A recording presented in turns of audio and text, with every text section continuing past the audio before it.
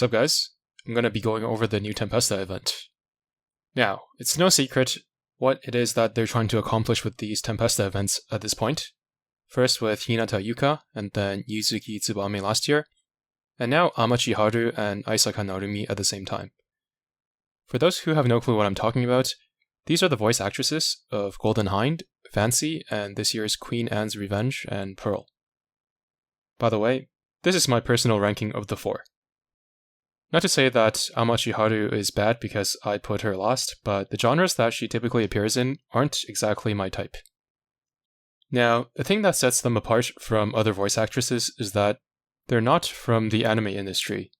Instead, most of their work can be found on a website called DL Site, where you can find all of the Azur official ASMR, but also an endless catalog of indie games, voice work, manga, and so on. To put it directly, most of it is adult content, which is the market they're trying to hit with these big-name voice actresses, having featured in works such as The Lord's Initiation, Breeding Harem with 2 busty concubines, and Elf Paradise, Welcome, a private paradise of comfort for your body, mind, and something else. I actually happen to be a super veteran, not only in Azur Lane, but on DL Site as well. For example, if you've been playing Azur Lane for a long time like I have, in the back of your mind, you might consider like Shinano to be a new ship, just because her release left a strong impression on you at the time. Another example might be if you've played League of Legends for a long time, and still think champions like Jhin or Set are new like I do. To me, the voice actress of Pearl still feels like a new talent to me, but I went and checked a voice work of hers, and I noticed that it was released in 2017, before I even started playing Azur Lane. So I've actually known her before I knew of Azur Lane. You might have noticed that I have this product available on my account for some reason. I definitely never bought this. Actually, this isn't even my account. I have no clue what this is about.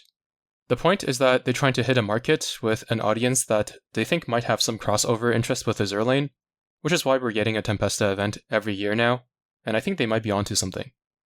Okay, let me actually talk about the ships now, starting with Queen Anne's Revenge, who I'll just refer to as Anne from now on. She's a main fleet ship, so the closest comparisons are going to be Sal Martino and last year's Ganji Sawai. While her base stats and self buffs are a bit higher than the previous 2 main fleet Tempesta ships, she has a more conventional, reasonable barrage, basically just some targeted arcing shells that behave more or less like an additional salvo or 2, which is likely a downgrade from the older ships' barrage, which cover the entire screen and is better in campaign and Operation Siren Exploration, where you would most likely use these ships. I was reading her yellow skill, and I went, enemies with plunder targets have 10% decreased evasion and take 10% increased damage from, just herself. That is unfortunate. Her main selling point, gameplay-wise then, is going to be her faction buffs of 10% firepower, accuracy, and evasion. But these numbers are quite frankly too low to make much of a difference when compared to normal ships of the same rarity. Since they're spicing things up with the designs and the cast, I wish they could spice up the numbers too. Honestly, they could have made these buffs 10% per extra Tempesta ship in her fleet, stacking up to 50% for a full Tempesta fleet, and I still don't think they would be out of line compared to some of the more powerful SSR ships, but it would induce a lot more excitement and theory crafting in the community. They could throw a fleet together in a test environment in Chapter 14 or something, just in case, and run it once to make sure they're not too OP or anything, and it shouldn't be an issue. Heck, I would do it for them for free if they asked. I think occasionally adding some silly and wacky ships, and by that I mean really strong for some reason, would do a lot to increase the anticipation for non-UR events, which would be greatly appreciated.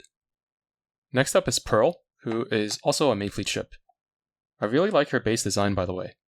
She's very straightforward, probably the most straightforward of all the Tempesta ships. She just has some self-damage buffs, a barrage on fire, a mostly negligible accuracy debuff, especially when used in campaign, and then her second skill is a small alternating vanguard damage reduction and self-heal. Really, the only thing of note is that she does have the highest damage steroids out of all the main fleet Tempesta ships, and her barrage is fully targeted and deals twice as much damage as Anne's. But for being a targeted barrage, the spread is quite wide, and the splash is relatively small, so it's definitely not going to be a sniper like New Jersey's Barrage, and more suited to hitting multiple enemies. In that sense, she's not much different than Ganji Sowai, for example, but she should be slightly stronger. The last gold ship of the batch is Lime. She's my favorite design of the batch. I didn't mention Anne's base design because I think her skin looks way better. She has a very similar kit to last year's Fancy, and while her overall survivability is slightly lower, she has insurance in the form of her blue zombie skill, which makes sure she can't get nuked from 100 to 0 out of nowhere. When I used Tempesta ships in Chapter 15, that turned out to be a concern because they have literally 0 anti-air stat, so occasionally Fancy, for example, would just get completely deleted by enemy aviation damage, which Lime would be able to withstand, but I don't think there's going to be a huge difference between the two in terms of general performance, and I might even favor Fancy for her stronger barrages.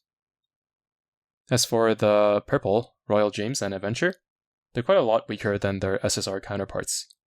Aside from the ships, we do have one new auxiliary equipment which gives 500 HP like a repair toolkit, but also slightly increases their gun damage. It's a solid option for Vanguard and more or less useless for the main and submarine fleet Tempesta ships. Okay, now there is one last thing that needs to be mentioned when it comes to Tempesta events, and that's the new limited Meowficers. Of the old ones, Drake and Every are essentially almost as good as fully min-maxed permanent Meowficers, and Teach is no different. Since these cats have fixed talents, you don't have to know anything about Meowficers either to make full use of them. To start off, she has Flame and Destiny, which are two of the best talents for any cat, as they increase the damage of the entire fleet. And then on top of that, she has relevant stat buffs for carriers, and an accuracy buff which affects the entire fleet. Now, while the stat increases aren't the highest you can get, for example, the 10 aviation and reload that she gives is only roughly equivalent to a single ace pilot talent. In totality, she's about one talent short of a really good Bishimaru as a carrier-focused cat. Unfortunately for myself, I happen to have not one, not two, not three, but 4 max win Bishimarus, so she's not as valuable to me as a progressing player. But even for myself, you can't sortie 2 Bishimarus in the same fleet. And Tish is still about as the purple cats that I typically partner with Bishimaru for a carrier fleet, having less carrier specialized talents but slightly better buffs for the rest of the fleet. Anyway, I think that's about it for this update. I hope for next year's Tempesta event, they'll be able to get Natsuki Nogami and Oyama Shiroru as the featured voice actresses from the same industry as the others. Thanks for watching, and see you in the next one.